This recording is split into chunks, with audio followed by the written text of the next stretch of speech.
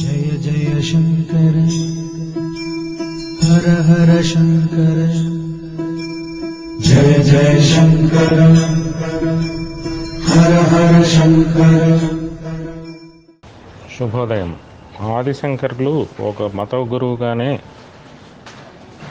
చాలామంది చూస్తూ ఉంటారు.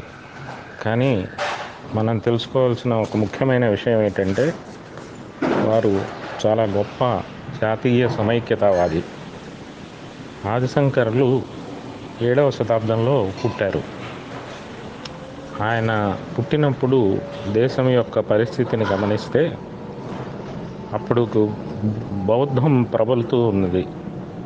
ఆ బౌద్ధం ప్రబలడం వల్ల మనకున్నటువంటి వర్ణాశ్రమ వ్యవస్థ అంతా కూడా చిన్నాభిన్నమైపోయింది.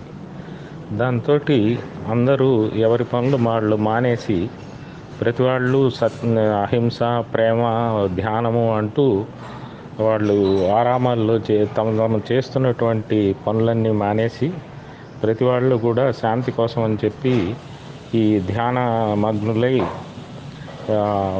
మామూలుగా జరిగేటువంటి సాంఘిక బాధ్యతలు అవన్నీ విస్మరించడం మొదలుపెట్టారు. దాంతో విదేశీ దండయాత్రలు మొదలైనవి. మనకు ప్రేమ, అహింస అనేటప్పటికీ ఆ క్షాత్రధర్మం ఏదైతే మన దేశాన్ని మనం రక్షించుకోవాలో, మన సంఘాన్ని మనం రక్షించుకోవాలో, మన ఆడవాళ్ళ మీదకి వస్తే మనం రక్షించుకోవాలో, అలాంటి పౌరుషం అంతా కూడా అడుగంటి మనం చాలా అణచివేతకు గురి అవుతున్నది. అలాగే ఇటు హిందూ సమాజం వైపు చూసినట్లయితే మేమే గొప్ప అని వైష్ణవులు, కాదు మా దేవుడే గొప్ప అని శైవులు, కాదు అని చెప్పి అటువైపు గాణాపత్యులు, దాని తర్వాత శౌర్యులు, శాక్తేయులు, ఇలా రకరకాల గుంపులుగా విడిగిపోయి అందరూ కూడా మా దేవుడంటే మా దేవుడే గొప్ప అని కొట్టుకోవటం మొదలుపెట్టారు. దాంతో ఈ మతపరమైనటువంటి యుద్ధాలు ఎక్కువైపోయాయి. అలానే వామాచారం కూడా ప్రబలి ఈ తాంత్రిక పూజలు, క్షుద్ర పూజలు ఎక్కువై జనాలను భీతావహలం చేయటం మొదలుపెట్టాయి. ఇలా దేశమంతా కూడా అల్లకల్లోలంగా ఉన్న పరిస్థితుల్లో శ్రీ శంకరుల ఆవిర్భావం జరిగింది. ఆయన ఈ కన్యాకుమారి నుంచి కాశ్మీరం దాకా పర్యటించి, ఇటు తూర్పు నుంచి కలకత్తా దాకా దక్షిణం వైపు మన పడమట వైపు ప్రయాణించి దేశాన్నంతటినీ కాలినడకన చుట్టి తన అద్వైత సిద్ధాంతాన్ని ప్రతిపాదించారు. అయ్యా, ఉన్నది ఒకే పరబ్రహ్మం, ఇన్ని రకాలు లేదు, అందువల్ల ఇదంతా కూడా ఆ భగవంతుడి వివిధ రూపాలే కానీ తత్వం మాత్రం ఒకటే అనేటువంటి అద్వైత సిద్ధాంతంతో ఈ మొత్తం దేశాన్ని ఏకం చేయడానికి ప్రయత్నం చేసిన గొప్ప జాతీయ సమైక్యతావాది శ్రీ ఆదిశంకరులు. ఈ విష్ణువు ఈ ముందు హిందూ ధర్మంలో ఉన్నటువంటి ఈ రకరకాల విభాగాలన్నీ కలిపి పంచాయతన వ్యవస్థ అని ఏర్పాటు చేశారు. అంటే ప్రతి ఇంట్లో అందరూ కూడా విష్ణువుని, శివుణ్ణి, శక్తిని, గణపతిని, సూర్యుడిని, 5గురిని పూజించాలి. వాళ్ళ ముఖ్య దేవత మధ్యలో ఉంటుంది, తక్కిన 4 అంగదేవతలుగా ఉంటారు. ఒక దేవతను పూజించడం, వాళ్ళ ఇష్ట దేవతను వాళ్ళు ముఖ్యంగా పూజించినా కూడా ఇతర దేవతల పట్ల ఎటువంటి అగౌరవం చూపకూడదు అనేటువంటి దీనితో ఒక సూత్రం కిందికి ఈ పంచాయతన వ్యవస్థను తీసుకొని వచ్చారు. అలాగే దాని తర్వాత ఈ కన్యాకుమారి నుంచి కాశ్మీరం దాకా వెళుతూ అక్కడ మధ్యలో ఉన్నటువంటి ఈ వామాచారాలన్నింటినీ తొలగించి, అంటే అప్పుడు దేవతలు అందరూ కూడా చాలా ఉగ్రంగా ఉండేవాళ్ళు. దాంతో బయట ఊరేగింపుకి వస్తే ఊళ్ళు తగలపడిపోవటం కూడా జరుగుతుండేది. తిరుపతిలో కూడా అదే జరిగేదిట.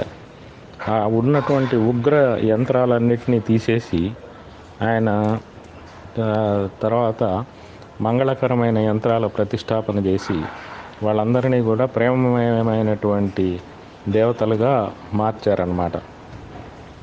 అలాగే బౌద్ధంలో ఉన్నటువంటి లోపాలను విమర్శిస్తూ తర్వాత వేద ధర్మాన్ని ప్రతిష్ఠించారు. వేద ధర్మం అంటే ఏంటి? ధర్మం, అర్థం, కామం, మోక్షం అనేటువంటి 4 అంశాలు దృష్టిలో ఉంచుకొని జరగాలి. అంతేగాని మోక్షం ఒకటే అని చెప్పి తమ బాధ్యతలను విస్మరించి అందరూ ధ్యానానికి కూర్చుంటే ఈ సమాజ వ్యవస్థ ఎలా నడుస్తుంది? అందుకని ఈ సమాజ వ్యవస్థను మళ్ళీ పట్టాల మీదకు తీసుకుని వచ్చినటువంటి గొప్ప ఘనత ఆదిశంకరులది. అయితే కాలానుగుణంగా మార్పులు వస్తూ ఉంటాయి. ఆ మార్పుల అనుగుణంగా మనము మన మత ప్రక్రియలను వాటిని మార్చుకోవాల్సిన అవసరం ఉంది. ఇలా మార్చుకోవాలి అని అంటే మన సనాతన ధర్మానికి ఆత్మ అయినటువంటి సిద్ధాంతాలు మారకుండా కాలానుగుణంగా వచ్చేటువంటి సవాళ్ళను ఎదుర్కోవడానికి ఒక గొప్ప వ్యవస్థను ఆయన ఏర్పాటు చేశారు. బహుశా అంత గొప్ప వ్యవస్థ మళ్ళీ ప్రపంచంలో ఇంతవరకు ఎవరు ఏర్పాటు చేయలేదనే చెప్పాలి. అంటే 4 వైపులా, అంటే ఉత్తరంలో, దక్షిణంలో, పడమట, తూర్పుల్లో ఈ శంకరాచార్య పీఠాలను స్థాపించారు. వాటిలో పరంపరగా శంకరుల వారి పేరుతో ఆ శంకరాచార్యుల వారు వస్తూ ఉంటారు. వారు ఎలా అయితే అనుష్ఠానాన్ని ఇచ్చేశారో ఆ అనుష్ఠానాన్ని ఇచ్చేస్తూ వారి కాలానికి అనుగుణమైనటువంటి మార్పులను సూచిస్తూ ఈ దేశం అవిచ్ఛిన్నంగా ఒక సమైక్య దేశంగా ఉండడానికి ఒక సమాంతర వ్యవస్థని ఏర్పాటు చేశారు. అది ఇప్పటికీ చెక్కు చెదరకుండా సాగటం ఆయన యొక్క మేనేజ్మెంట్ అండ్ అడ్మినిస్ట్రేటివ్ స్కిల్స్కి ఒక గొప్ప ఉదాహరణ. ఇలా జగద్గురువులు శంకరాచార్యుల వారిని కేవలం ఒక మతాచార్యుడిగా కాకుండా ఒక గొప్ప జాతీయ సమైక్యవాదిగా మనం గుర్తించి వారి బోధనలను మనం చదువుకున్నట్లయితే ఇప్పుడు ఉన్నటువంటి పరిస్థితుల్లో అంతకంటే గొప్ప సేవ మరేమీ ఉండదు. జయ జయ శంకర, హర హర శంకర. మీ అందరికీ శంకర జయంతి శుభాకాంక్షలు. జయ జయ శంకర, హర హర శంకర. జయ జయ శంకర, హర హర శంకర.